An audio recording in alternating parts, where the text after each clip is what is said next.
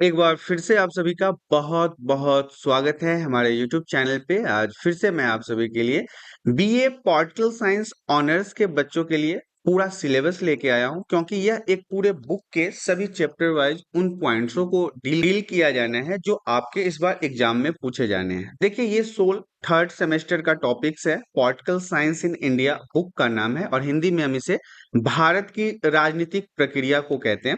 ये हमारा सिलेबस का पॉइंट है। इसमें मैं टोटल 8 चैप्टर आपको बताने वाला हूं और ये 8 चैप्टर के अंदर जो जो पॉइंट्स आपके एग्जाम में पूछे जाएंगे उन सभी को एक स्टेप बाय स्टेप डिस्कस किया जाएगा। तो सबसे पहले चलते हैं इसके सबसे पहले चैप्टर में। सबसे पहला चैप्टर जो आपका है वो कहता है कि इसमें आपको कई सारे पॉइंटों को पढ़ना है। सबसे पहला पॉइंट है हमारा औपनिवेशिक भारत में लोकतंत्रीकरण की प्रक्रिया। ये चैप्टर का सबसे इंपॉर्टेंट टॉपिक रहेगा।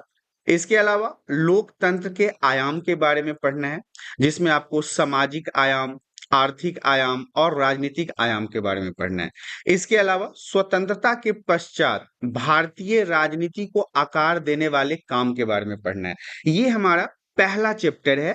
पहले चैप्टर याद रखिएगा। सबसे पहले तो मैं बता दूं कि बुक का नाम है political process in India, Bharat की राजनीतिक प्रक्रिया। थर्ड सेमेस्टर फोर्थ सेमेस्टर दोनों के लिए महत्वपूर्ण है। हालांकि ये आगे भी आपसे पूछा जा सकता है। कई सारे प्रश्न इससे ऐसे बनते हैं जो आगे के सेमेस्टर में भी आपसे एग्जाम में पूछा जा सकता है। बहुत सारे बच्चों का डिमांड आ रहा था कि सर सोल का पॉलिटिकल साइंस के चैप्टर्स को एक बार बताएं, तो उन बच्चों के लिए यह बहुत ही अच्छा चैप्टर है, क्योंकि ये पूरा बुक इसमें समाप्त हो जाएगा। 8 चैप्टर इसमें दिया गया है। मैं उन 8 चैप्टर के बारे में आपको बता देता हूं और सिलेबस के पॉइंट को बता देता हूं। आप उसे नोट कर लीजिए और यह पूरा जो बुक है ये धीरे धीरे आपको चैप्टर बाय चैप्टर समझाया जाएगा। कई सारे पार्ट्स में इस वीडियो को बनाया जाएगा, क्योंकि अगर एक पार्ट में मैं टोटल 8 चैप्टर को बनाता हूं तो यह वीडियो बहुत ही बड़ा हो जाएगा और आपको समझने में फिर इससे परेशानी उत्पन्न हो सकती है। इसलिए मैं इसे छोटे छोटे पॉइंटों में समझाऊंगा। छोटे छोटे पॉइंट में आप आराम से इसे समझ सकते हैं। तो जैसा कि मैंने आपको बताया कि चैप्टर 1 जो है, चैप्टर 1 में आपको ये जो पॉइंट्स हैं, औपनिवेशिक भारत में लोकतंत्रीकरण की प्रक्रिया, लोकतंत्र के आयाम, इसमें आपको सामाजिक आयाम, आर्थिक आयाम और राजनीतिक आयाम के बारे में पढ़ना है। इसके अलावा जो है स्वतंत्रता के पश्चात भारतीय राजनीति को आकार देने वाले काम के बारे में पढ़ना है।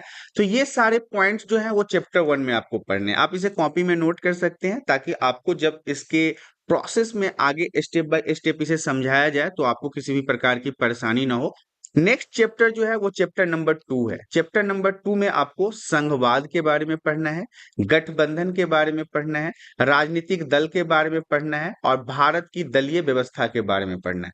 ऑलरेडी मैं आपको बताना चाहूंगा कि ये जितने भी टॉपिक्स आपको या तो चैप्टर 1 या चैप्टर 2 या आने वाले जितने भी चैप्टर्स मैं आपको ही बताने वाला हूँ, जो सिलेबस बताने वाला हूँ, वो ऑलरेडी आपने पढ़ रखा है। बस आपको रिवीजन की जरूरत है। जैसे आपने क्लास 12th में संघवाद के बारे में पढ़ रखा है, गठबंधन के बारे में पढ़ रखा है, राजनीतिक दल के बारे में पढ़ रखा है, भारत की दलीय व्यवस्था के बारे में पढ़ रखा है। लेकिन यहाँ पे आपको कॉलेज के इस बुक में, जिसका नाम है भारत की राजनीतिक प्रक्रिया, इसमें ये सारे पॉइंट्स महत्वपूर्ण रहेंगे। तो आपको चैप्टर 2 में इन चारों पॉइंट को बड़े ही ध्यान से पढ़ना है। ये आपके चैप्टर 2 का सिलेबस है। चैप्टर 3 की अगर हम बात करें तो चैप्टर 3 में हमें 3 पॉइंट्स पढ़ने हैं। पहला तो है भारतीय संविधान का 73वां और 74वां संशोधन। वेरी वेरी इंपॉर्टेंट रहेगा। क्लास में आपने 11th में भी पढ़ा है इसको और 12th में भी पढ़ा है। और देखिए मैंने यहाँ पे लिख रखा है VVI है, वेरी वेरी इंपॉर्टेंट। 73वां और 74वां संशोधन एग्जाम में पूछे जाने की संभावना सबसे ज्यादा होती है। तो ये तो हमारा पहला पॉइंट था। दूसरा पॉइंट हमारा इसमें कहता है लोकतांत्रिक विकेंद्रीकरण का प्रभाव। ये भी इंपॉर्टेंट है और ये भी आपने क्लास 12th में पढ़ रखा है। तीसरा पॉइंट जो है वो हमारा कहता है शहरी और स्थानीय स्वशासन। ये आपने क्लास 11th और 12th दोनों में पढ़ा है। स्थानीय स्वशासन के बारे में, चाहे वो शहर का हो या फिर गांव का हो, ये चैप्टर 3 के अंदर ये तीनों पॉइंट काफी महत्वपूर्ण रहेंगे। ये आपका सिलेबस है चैप्टर 3 का। अब हम आगे चैप्टर 4 को देखते हैं। चैप्टर 4 में आपको सबसे पहला पॉइंट पढ़ना है चुनाव सुधारों की आवश्यकता, कि चुनाव में किस प्रकार के सुधार की आवश्यकता है। इसके अलावा नेक्स्ट पॉइंट जो है वो कहता है अलगाव और आवास की राजनीति, ये भी आपका वीवीआई रहेगा। मैंने यहाँ पे मार्क कर रखा है कि वीवीआई क्वेश्चन है, वेरी वेरी इंपॉर्टेंट। नेक्स्ट है दबाव समूह, ये भी इंपॉर्टेंट है। मतदान व्यवहार के निर्धारित तत्व, ये भी आपको पढ़ना है। और जाति और राजनीति चैप्टर 4 में ये आपको 5 पॉइंट पढ़ने हैं और पांचों पॉइंट जो है वो आपके एग्जाम के लिए महत्वपूर्ण है। यहाँ पे मैं आप सभी को उन्हीं पॉइंटों को बता रहा हूं जो आपके एग्जाम के लिए सबसे महत्वपूर्ण है। साथ ही साथ मैं बताता चलूं कि ये तो आपका सिलेबस का पॉइंट है, ये मैंने आपको जितने 1 से लेके अभी तक 4 तक जो समझाया है, ये पोर्टल प्रोसेस इन इंडिया जो बुक है आपको थर्ड सेमेस्टर में पढ़ना है, इसके वो सारे पॉइंट्स हैं। इसके अंदर 8 चैप्टर आपको पढ़ने हैं और 8 चैप्टर में जो सबसे पहला चैप्टर है उसके सिलेबस को बता दिया गया है, चैप्टर 2 के सिलेबस को बता दिया गया है, चैप्टर 3 के सिलेबस को बता दिया गया है, और चैप्टर 4 के अंदर जो भी सिलेबस के पॉइंट हैं और जो भी वीवीआई क्वेश्चन रहेंगे आपके टॉपिक्स के रिलेटेड, उन सभी को बताया जाएगा। आगे आने वाले वीडियोस में इसके स्टेप बाय स्टेप कई सारे पार्ट में वीडियो बनाए जाएंगे जिसमें पूरे बुक को एक साथ खत्म किया जाएगा। और ये कई सारे पार्ट में मैंने आपको पहले भी बताया है कि इसलिए बना रहा हूं ताकि ये वीडियो बहुत ज्यादा लेंदी ना हो और आपको समझने में किसी भी प्रकार की परेशानी ना हो। अगर ए वन शॉट में मैं इसे कंप्लीट करता हूं ना तो फिर ये काफी बड़ा हो जाएगा और शायद आप कंफ्यूज हो जाओगे।